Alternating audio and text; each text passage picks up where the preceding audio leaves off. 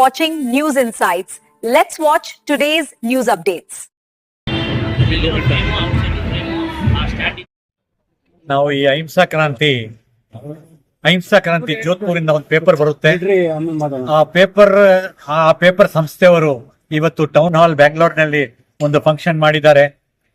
ಈ ಜೈನ್ ಸಮಾಜನಲ್ಲಿ ಯಾರು ಸಾಮಾಜಿಕನಲ್ಲಿ ಆಮೇಲೆ ಧಾರ್ಮಿಕನಲ್ಲಿ ಯಾರು ಕೆಲಸ ಮಾಡ್ತಾರೆ, ಈ ಪ್ರಾಣಿ ಸೇವೆ ಮತ್ತೆ ಗೋ ಸೇವೆಗೆ ಯಾರು ಇದು ಸೇವೆ ಮಾಡ್ತಾರೆ ಅವ್ರಿಗೆಲ್ಲ ನಾವು ಅವಾರ್ಡ್ಸ್ ಕೊಟ್ಟಿದ್ದೀವಿ. ಇದು ಒಂದು ಫಸ್ಟ್ ಟೈಮ್ ಬೆಂಗಳೂರಿನಲ್ಲಿ ಆಗ್ತಾ ಇರೋದು. ಇದಕ್ ಮುಂಚೆ ರಾಜಸ್ಥಾನ್, ಮಹಾರಾಷ್ಟ್ರ ಆ ಕಡೆ ಎಲ್ಲ ಆಗಿದೆ, ಈವನ್ ಕಲ್ಕಟ್ಟಾನಲ್ಲಿನೂ ಆಗಿದೆ. ಇದು ಫಸ್ಟ್ ಟೈಮ್ ಬೆಂಗಳೂರಿನಲ್ಲಿ ಆಗ್ತಾ ಇರೋದು.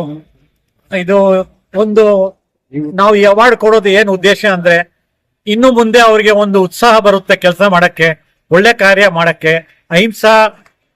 ಹಿಂಸೆ ಮಾಡಬಾರದು, ಒಂದು ಅಹಿಂಸಾ ತರ ಇರಬೇಕು.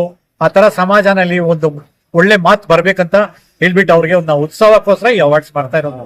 ಇದರಲ್ಲಿ ನಾನು ಹೇಳ್ತೇ ಬರ್ತೀನಿ, ಎಷ್ಟೇ ಕಷ್ಟ ಇದ್ರು ಅಹಿಂಸಾವಾದಿ ಪ್ರಕಾರ ನಾವು ಹೋದ್ರೆ ಎಲ್ಲ ಒಳ್ಳೇದಾಗುತ್ತೆ ಅಂತ.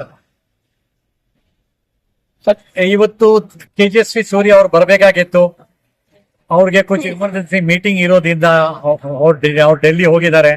ಬಟ್ ಒಂದು ಅವ್ರ ಜಾಗನಲ್ಲಿ ಒಂದು ನಮ್ಮ ಹಿಂದಿ ಸೀರಿಯಲ್ ಬರ್ತಾ ಇದೆ, ಉಲ್ಟಾ ಚಶ್ಮಾ, ಉಲ್ಟಾ ಚಶ್ಮಾ. ಅವ್ರು ಅಬ್ದುಲ್ ರೋಲ್ ಮಾಡ್ತಾರೆ, ಅವ್ರು ಬಂದಿದ್ದಾರೆ ಅವ್ರ ಜಾಗ. ಆಮೇಲೆ ಡಾಕ್ಟರ್ ಚಲಾನಿ ಮೆಡಿಕಲ್ ಡೈರೆಕ್ಟರ್ ಆಗಿ ಅವ್ರು ಬಂದಿದ್ದಾರೆ.